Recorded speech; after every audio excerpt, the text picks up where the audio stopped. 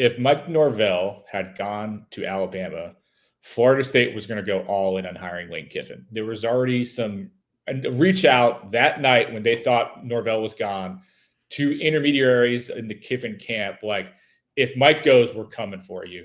So it'll be interesting if this job opens up to where we're talking about, a little Sunshine State battle for the guy in Oxford. I mean, he's the hottest coaching candidate available, especially with Cignetti off the board. We know that Ole Miss wants to keep him. Their AD came out earlier this week talking about already reaching out to Jimmy Sexton. We're trying to be proactive. We want to give him a big contract. There are people who believe that he could potentially be the highest paid coach in America. He's getting a big raise no matter what, but it's such a unique time. And one way is, I was thinking about this right before we came on. In some sense, it's never been a better time to be Lane Kiffin because he's going to have multiple programs fighting over him. And no matter what, he's going to make a lot of money. He already is making $9 million. But the flip side, we saw him struggle, a couple years back when the Auburn thing was kind of hanging over them. They have a massive game this weekend against Oklahoma. You're coming off a really tough loss to Georgia. You've got a huge game against Oklahoma. Like, if you want to make the playoff, I'm not saying it's make or break, but you probably need to win a game like this. If you lose to Oklahoma, it gets a little bit trickier. And now this is just what's going to be the dominant storyline over your week. It's going to really test, I think, Lane's maturity and his growth to be able to keep that stuff to the side and try to get Ole Miss ready for this game. But it's going to be open season on Lane. Yeah, to your point, if I recall, when Kiffin's name came out to the Auburn job, didn't he start losing? I mean, I think I even cornered him. They lost to Arkansas big time, and that's in my backyard. So I went to go talk to him about, hey, Auburn's wanting you. And he was just kind of being cagey with that. But you're exactly right. Can you keep that attention? Also off of emotional loss at Georgia, and you're not going on the road against a very good OU defense. Real quick, I'm curious what y'all are hearing.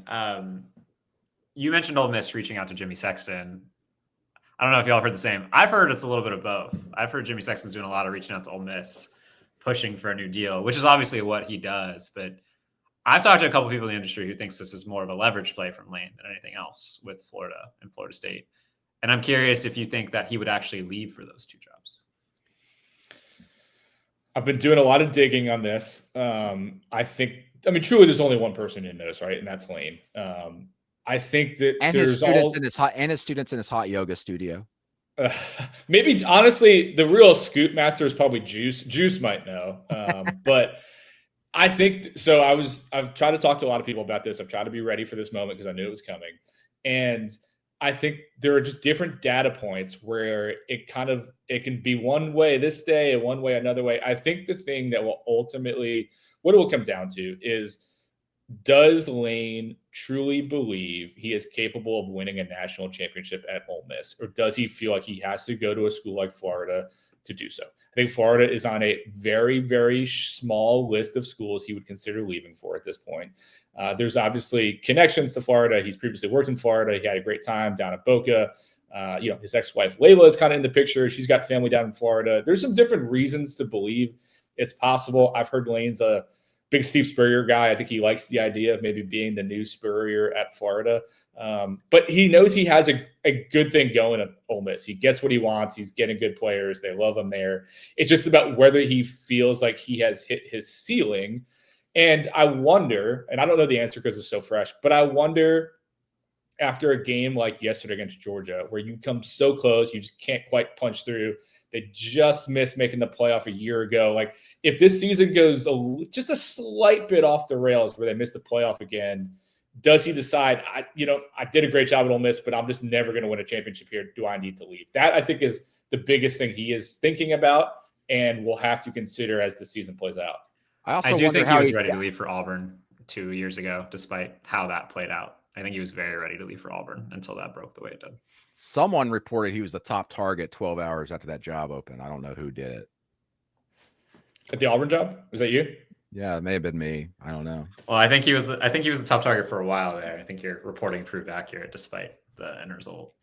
Yeah.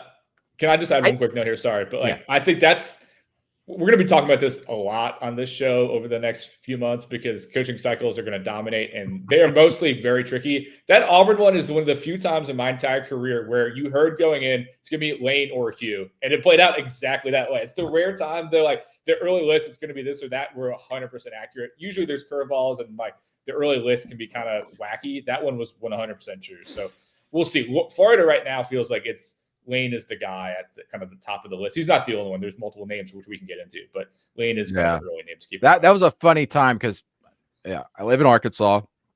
Hugh Freeze came to Arkansas for a Liberty game. Ole Miss came to Arkansas for an Arkansas game. So I went to both games just to talk to both of them right when all that was going on.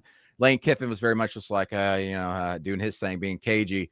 And then Hugh Freeze was very much like pitching himself for the job after the game. Like, yeah, this is what I do. And I'm a quarterback developer. Like, it'll be interesting. Like, you go back and read some of those quotes and stuff. It's like everything you say you are, you failed at Auburn so far.